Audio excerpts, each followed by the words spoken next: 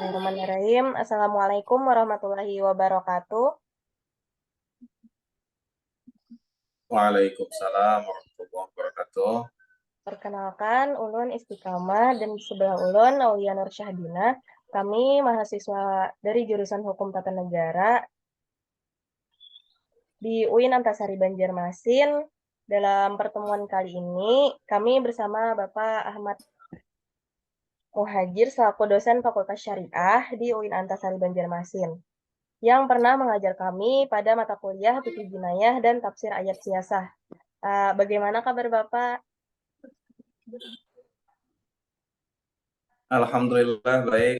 Alhamdulillah. Kalian gimana kabarnya? Alhamdulillah baik Pak. Nah, di dalam fikih jinayah ini kan Pak ada tuh pembahasan mengenai hukuman bagi pelaku pencurian. Nah, pada saat ini kan lagi Ya, hangat-hangatnya nih isu mengenai korupsi Pak. Yang mana korupsi ini juga ya, termasuk dari bagian pencurian itu. Jadi apa ya. apa hukuman tuh Pak yang paling cocok untuk seorang koruptor kalau kita memakai rujukan hukum Islam? Apakah ada yang bisa kita petik bagaimana hukuman yang adil untuk pelaku pencuri uang negara, pencuri uang rakyat ini, Pak? Baik. Iya betul. Jadi korupsi memang isu yang sepertinya hangat terus ya. Karena pelakunya selalu ada, kasusnya selalu muncul. Kita punya lembaga di Indonesia, KPK, Korupsi Pemberantasan Korupsi, ada aja kepala daerah, pejabat publik, anggota dewan lah ya, kemudian mungkin mantan menteri dan seterusnya yang diciduk dan ditangkap oleh KPK. Terbaru kan yang dari mana tuh Sidoarjo, Bupati Sidoarjo. Nah, jadi memang menggelisahkan korupsi ini sehingga harus ada upaya yang sangat serius untuk bisa mengatasinya. Dari sudut pandang normatif, apa yang disediakan oleh hukum Islam terkait dengan hukuman terhadap pelaku korupsi, itu kalau pembahasan kita, memang korupsi itu uh, antara sarikoh atau pencurian dan perampokan. Jadi kalau perampokan itu hirobah ya, kalau istilah di dalam fikih jinayahnya. Dibilang pencurian ada benarnya karena kan mencuri uang negara. Tapi mungkin banyak juga yang sepakat bahwa korupsi itu ya perampokan. Perampokan karena uang yang dicuri banyak dan mungkin caranya itu ada yang terang-terangan. Nah, kalau kita secara khusus berbicara mengenai konsep dulu, belakangan para ulama Indonesia itu merasa bahwa kita nggak bisa menerapkan syariah atau hirobah kepada korupsi. Karena korupsi ini wajahnya itu macam-macam. Ada yang wajahnya sembunyi-sembunyi. Jadi nggak ketahuan, tiba-tiba hilang aja duit negara kan. Nah itu karena dia sembunyi-sembunyi maka mirip dengan pencurian. Tapi juga ada yang terang-terangan, bahkan kan korupsi itu rata-rata berjamaah, semua sama pada tahu. Nah karena dia terang-terangan, maka dia lebih mirip kepada perampokan. Nah jadi karena wajahnya yang kadang sembunyi-sembunyi, kadang eh, terang-terangan, jadi agak repot memang kalau hanya menempatkannya ke dalam satu kategori, syariah atau hirubah.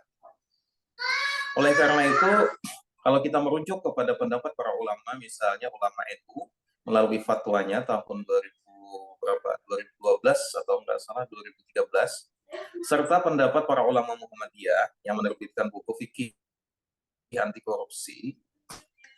Nah, itu mereka menggunakan istilah baru namanya gulul. Ya, maksudnya istilah baru ini bukan syariah, bukan hirobah, tapi gulul. Diambil dari Al-Quran dan Sunnah. Nah, jadi hukuman yang bisa dikenakan kepada pelaku korupsi ini, kalau kita lihat ulama Muhammadiyah itu macam-macam, tergantung berat ringannya. Nah, sementara sama NU, pertanyaannya kan adalah apakah hukuman mati boleh diterapkan? Hukuman mati adalah hukuman terberat bagi pelaku korupsi dalam hal ini.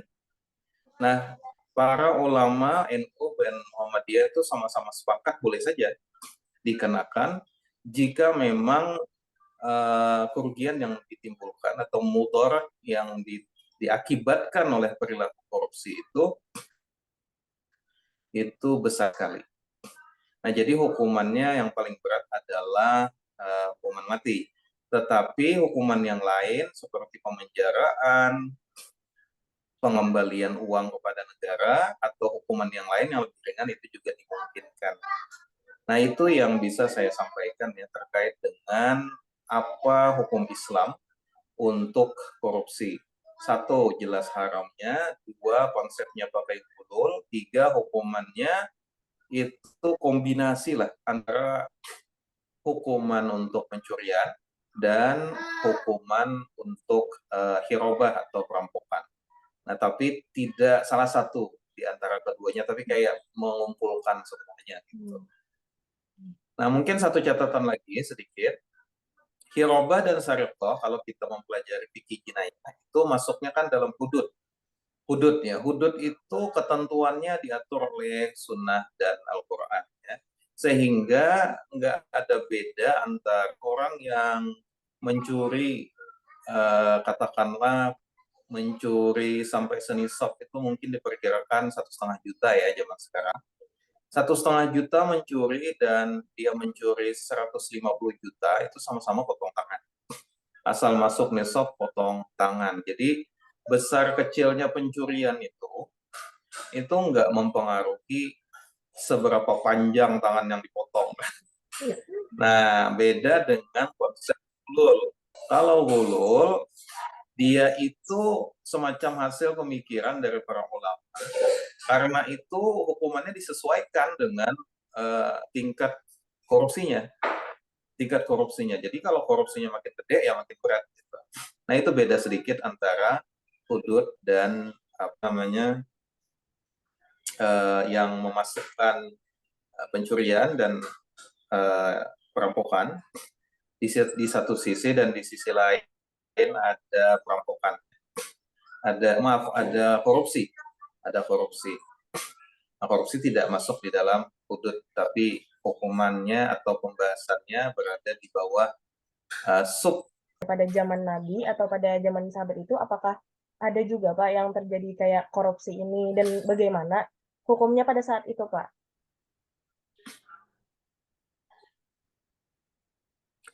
Baik, jadi pada saat itu yang tercatat itu gulul itu pada awalnya adalah penggelapan. Apa sih maksud penggelapan? Orang ngambil diam-diam. Jadi contohnya begini, ada perang. Perang itu biasanya ada harta rampasan, ada aturannya.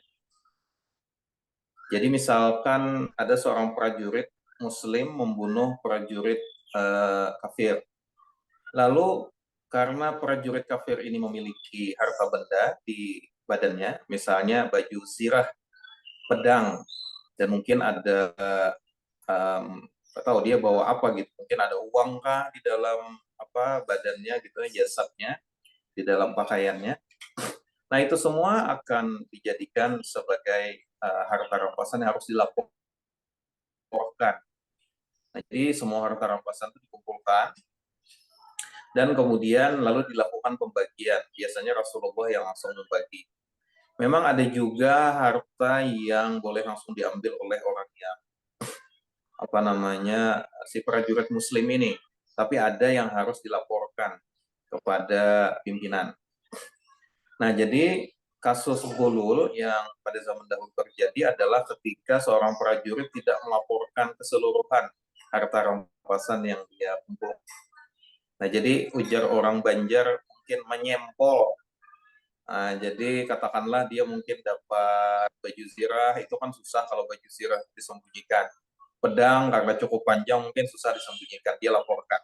Nah ini yang dilaporkan. Tapi mungkin ada hal-hal yang selendang kah, yang mungkin berharga ya, yang sifatnya itu mudah disembunyikan, atau benda-benda kecil tapi berharga gitu. Nah itu tuh ada yang tidak di apa namanya tidak dilaporkan, dan itu kemudian dijadikan sebagai semacam kasus awal penggelapan. Nah hukumannya apa? Hukumannya itu yang Bapak itu belum ketemu ya, karena ayat Al-Quran itu kan memperingatkan akan hukuman yang ada di akhirat. Nah jadi tidak disebutkan hukuman untuk di dunia, tetapi hukuman untuk akhirat. Jadi disebutkan dalam Al-Quran, siapa yang melakukan penggelapan atau gulul di hari kiamat, maka pada hari kiamat nanti dia akan memanggul atau membawa harta yang dia sembunyikan itu, sambil berusaha untuk mengembalikan kepada yang berhak. Nah, kalau di Indonesia cerita ini ada bumbunya sedikit. Jadi bumbunya tuh begini, misalkan ada anak-anak mengambil mainan temannya, lalu kemudian dia tidak mengembalikan, maka ini disebut juga gulul ya.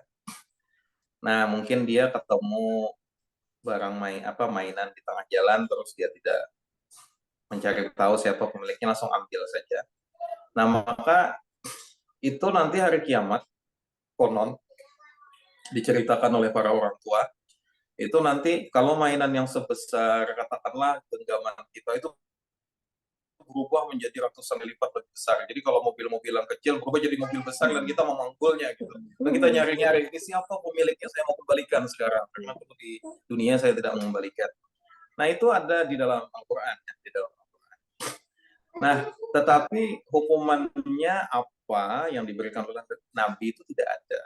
Dan karena itulah maka pembahasannya tidak di dalam hudud, tapi dalam ta'zir. Dan oleh karena itu para ulama juga mencari-cari ini apa ya hukumannya yang tepat.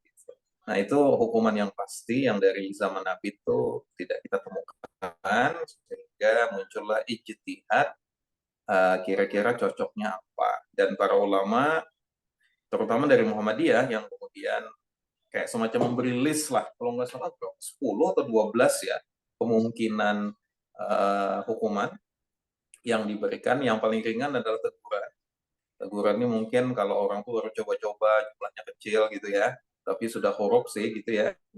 Nah itu tegur-tegur gitu kan. Tapi kalau sudah banyak, efeknya besar atau mungkin berulang-ulang, itu bisa hukuman mati. Nah itu yang bisa saya sampaikan. Nah, untuk di Indonesia ini kan Pak, hukuman biasanya para koruptor nih kadang menggunakan hukum Islam, tapi ini menggunakan hukum nasional yang berdasarkan undang-undang. Sedangkan Oh. sepengetahuan kami nih, para pejabat tuh khususnya pejabat Muslim di saat dilantik tuh disumpah dulu menggunakan Al-Quran, Al-Qurannya diletakkan di atas kepala mereka. Tetapi kenapa Pak? Jadi apa nih sesungguhnya makna ketika bersumpah menggunakan Al-Quran, tetapi ketika berkhianat tidak disanksi menggunakan hukum Islam? Iya, itu pertanyaan yang bagus ya. Jadi Indonesia adalah negara dengan penduduk Muslim terbesar di dunia. Dan karena itu agama Islam, ajaran-ajarannya diharapkan bisa memberikan semacam panduan bagi masyarakat Muslim, terutama kalau dia menjadi pejabat publik. Dan salah satu cara untuk dalam tanda kutip mempengaruhi perilaku atau mengontrol perilaku dari pejabat ini adalah dengan menyumpah mereka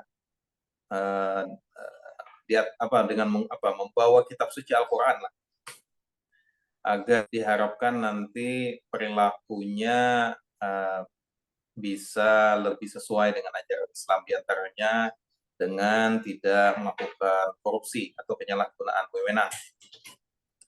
Nah, jadi bagi saya ketika itu dilakukan bagus-bagus saja, karena apa gunanya kita beragama Islam kalau misalnya ajaran Islam tidak kita laksanakan. Tentu melaksanakan keseluruhan ajaran agama Islam memang susah, tapi ada hal-hal mendasar yang harus kita jaga kan, diantaranya yang rukun Islam, kemudian larangan-larangan tidak berzina, tidak mencuri, tidak mengambil hak orang lain, tidak menzolimi orang lain, itu kan hal-hal yang sifatnya mendasar yang kita nggak perlu sekolah tinggi-tinggi, ya kita udah paham lah itu gitu ya. Nah, kalau pejabat itu kan rata-rata pendidikannya udah bagus semua ya secara formal, tinggal kelakuannya aja. Kelakuan ini kalau misalnya lembaga pendidikan itu nggak bisa katakanlah membentuk atau mengontrol, maka diharapkan agama atau keimanan seseorang itu bisa mengontrolnya atau membentuknya. Nah, sekarang pertanyaannya tadi kan, lah kalau sumpahnya pakai Al-Quran, kok hukumannya nggak pakai Al-Quran? Jadi memang langkah yang tadi dipakai untuk melibatkan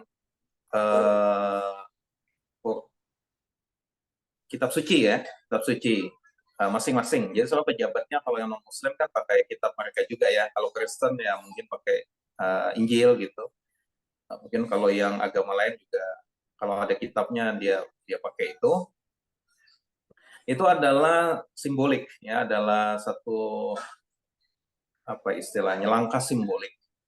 Sementara untuk hukum sudah diputuskan bahwa hukum di Indonesia itu adalah mengandung 3 unsur. Ada unsur agamanya, ada unsur hukum Eropanya, ada unsur hukum adatnya. Nah, karena sumbernya ini ada 3, hukum adat, hukum Eropa, dan hukum agama, Islam terutama, maka kita menemukan bahwa hukuman-hukuman itu tidak murni sesuaian dengan hukum Islam. Apakah ini lalu tidak mengkhianati ya, terhadap langkah simbolik yang di awal tadi, yang sumpah pakai Al-Quran? Menurut saya sih tidak. Yang mengkhianati itu sesungguhnya bukan negara, tetapi yang mengkhianati itu kan pejabatnya. Mereka sudah disumpah, tapi mereka yang mengkhianati sumpah mereka sendiri. Nah, jadi negara dalam hal ini berusaha untuk menciptakan ketertiban melalui hukum, tetapi hukumannya memang kan kalau kurungan sama pengembalian harta negara itu kalau di Al-Quran jelas ada ya. Nah, jadi kalau hukuman dalam Al-Quran itu kan rata-rata itu hukuman fisik ya. Entah itu potong tangan, atau itu dibunuh, disalib, gitu kan. Nah, cuman kalau kita berpikir dalam kata taksir, kan hukum pidana Islam ada 3 ya. 1, qisas, 2, hudud, gitu kan. Nah, yang 2 ini kan yang sudah kita ketahui bersama, ada Qurannya, ada sunnahnya. Nah, yang ta'zir ini membuka ruang bagi ijtihad. Nah, jadi kalau kita mengatakan bahwa penjara itu tidak ada, hukuman penjara tidak ada dalam Al-Quran, kalau hudud ya enggak. Kalau hudud ya tidak. Tapi kalau ta'zir, nah iya. Nah, karena apa? Karena ada ulama Muhammadiyah yang berpendapat bahwa ya hukuman untuk korupsi itu bisa ta'zir. Yaitu macam-macam termasuk pemenjaraan. Nah, kalau ulama NU misalnya pengembalian harta hasil korupsi kepada negara itu ada dalam fatwanya juga kan, bahwa memang wajib untuk mengembalikan harta itu walaupun sudah dipenjara.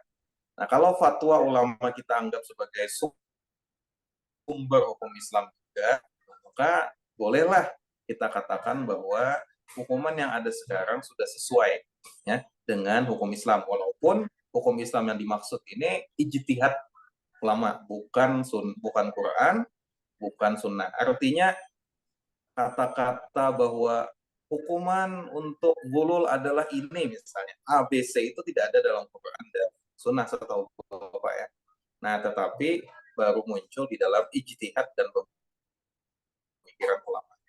Jadi singkat kata, kenapa saya anggap hukuman untuk korupsi berupa pemenjaraan dan kemudian berupa pengembalian harta kepada negara itu tidak mengkhianati daripada proses sumpah menggunakan kitab suci oleh negara ya, itu karena bahwa hukuman tersebut toh sudah dilegitimasi oleh para ulama-ulama Indonesia zaman sekarang.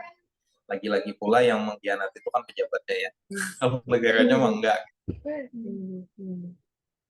Nah Pak, seperti yang Pian jelaskan tadi Baik. bahwa hukum di Indonesia ini bukan hanya hukum dari Islam, tapi hukum adat juga hukum Barat. Nah Pak, jadi untuk kedudukan hukum Islam sendiri di Indonesia itu bagaimana Pak? Baik, kita bicara sesuatu yang lebih luas.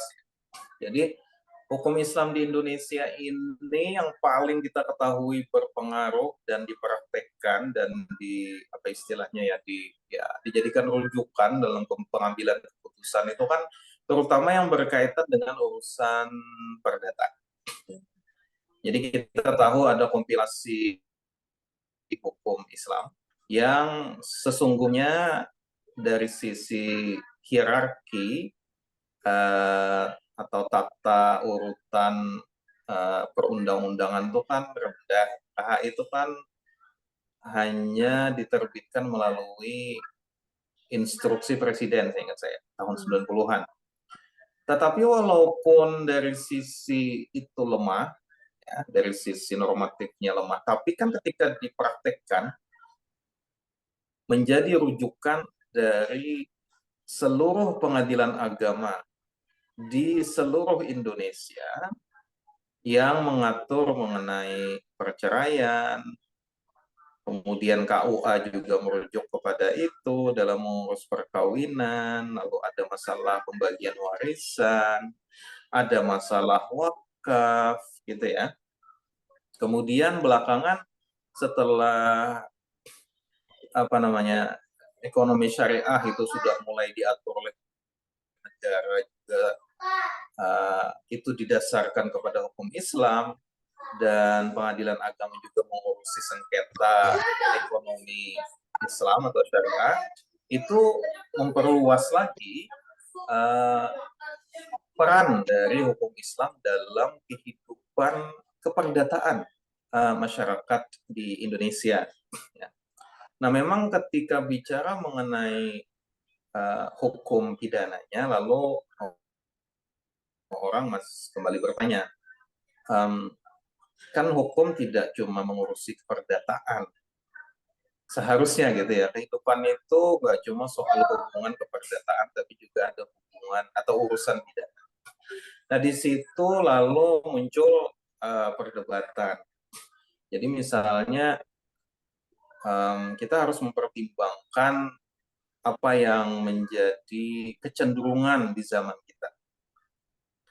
Oleh karena itu, ketika Aceh meminta untuk pelaksanaan hukum Islam hingga ke bidang pidana, maka diberikan kayak semacam ruang, tapi hanya untuk Provinsi Nanggro Aceh Darussalam saja.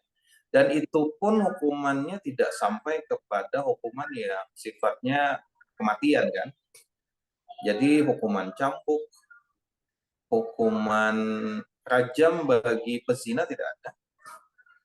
Kemudian hukuman potong tangan bagi pencuri juga tidak ada. Tapi mereka boleh melakukan ta'zir, yaitu biasanya ya dicambuk di depan muka. Nah, jadi ada ruang diberikan secara terbatas dan diberikan kepada hanya Nanggro Aceh Darussalam. Nah, oleh karena yang sifatnya seperti ini, hanya ada pemberlakuan secara terbatas, lalu muncullah kritikan dari sebagian umat Islam bahwa kalau begitu kita tidak melaksanakan hukum Islam dong, gitu ya. Dan yang lebih ekstrim lagi, kalau tidak melakukan hukum Islam berarti kita melanggar dong perintah dalam Al-Quran. Jelas dikatakan dalam Al-Quran, barang siapa yang tidak berhukum dengan apa yang Allah turunkan, maka mereka itu adalah orang-orang yang kafir, orang-orang yang zalim, dan orang-orang yang fasik. Nah, dari ayat ini muncullah pemahaman ekstrim, radikal ya, yang mengatakan bahwa pemerintah kita berarti pemerintah yang kafir, minimal fasik atau zalim. Nah, disinilah penting bagi kita orang-orang WIN, ya, orang-orang dari kampus agama Islam untuk memahami ini lebih komprehensif. Jadi kalau kita mengatakan secara hitam putih misalnya, oh berarti kita negara kafir,